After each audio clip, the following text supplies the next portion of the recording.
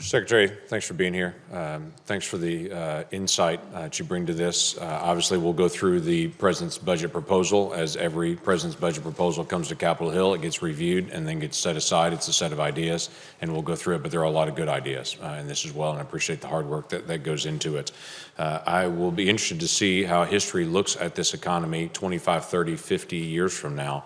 We look back at the Reagan economy and the Clinton economy, and to see the growth that's happening, I'm watching some pretty remarkable growth happening in this economy since the Tax Cut and Jobs Act, and what you have overseen from the Treasury right now. If I'm looking at this correctly, during the previous administration, there were 3,600 manufacturing job losses. During this administration, we're gaining 12,300 gains in manufacturing alone during that time period, so it's a pretty dramatic turnaround. Beginning in March of 2018, 21 consecutive months that there are more job openings in America than there are people looking for jobs in America. That's pretty remarkable. And for the last 16 consecutive months, we've had hourly earnings for folks that receive hourly pay at 3% or higher every single month. That's a pretty remarkable economy that's happening right now. And so thanks for all your work, because you put a lot of work into this to be able to go through the process. I want to ask you about a couple of process things in this. I've done a lot of work, as many members of this committee have, on ending government shutdowns, on trying to get away from long-term CRs, and to try to get a solution on the debt ceiling. Those are three things that hang out there. So while we're talking about budget issues, that always tends to be a part of the conversation on there. Can you put an estimate on the costs, financial costs, on government shutdowns, on the cost for long-term CRs, and if there are alternate solutions for dealing with debt ceilings? Well, I don't have the specific costs of those, but I will tell you they are quite costly. Particularly the CRs have a very significant cost on the Department of Defense and their long-term planning. There's no question that's a significant issue there. I would also just comment, I do share your concerns about the debt ceiling. I think that we've done 80 of those in the last 50 or so years. I think that everybody would agree we cannot ever get to a point where we would default on the U.S. government debt.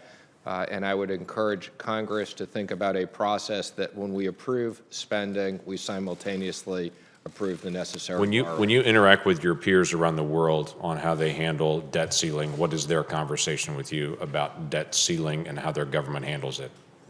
Most people do not have debt ceilings the way we do. Right.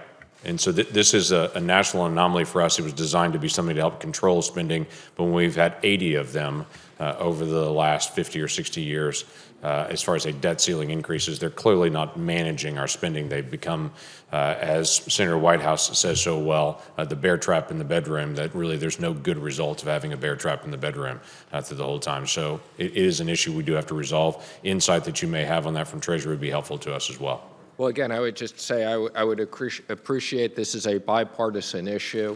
Obviously, spending is approved on a bipartisan basis, and it is important that we get to a process where we increase the debt ceiling at the same time. Let me ask two quick questions on this. Opportunity zones, you have 3 tranches of regulations that have come out on opportunity zones. Thank you for that. We have many folks that are implementing those things. There was a bit of an unknown at one point that I've asked you about before. A business cannot have more than 5% of their income on things like alcohol sales and other things that are listed in the code. Particularly, they can have up to 5% of their income and still be a recipient of the opportunity zones. There's not a definition dealing with businesses that are cannabis businesses. Are they within that 5% amount, or are they not at all because there's a federal prohibition on cannabis sales? I'm going to have to get back to you on the specifics. That'd be helpful to get clarity, because there are cannabis businesses across the country that do fall in opportunity zones. They'll need clarification on that one. You and I have spoken about before. It's difficult to give a federal tax benefit to something that is against federal law. But that's not clearly defined in the last tranche of the regulations. The other one is there's a request in this budget to be able to transition Secret Service from DHS back over to Treasury, where it used to be before. Can you give us some definition on that? Thank you. I appreciate the opportunity to comment on that. Let me just first say that this has support on a bipartisan basis from the current president and the last several presidents. I think you know the Secret Service has a long history, was started at the Treasury Department to counter counterfeiting.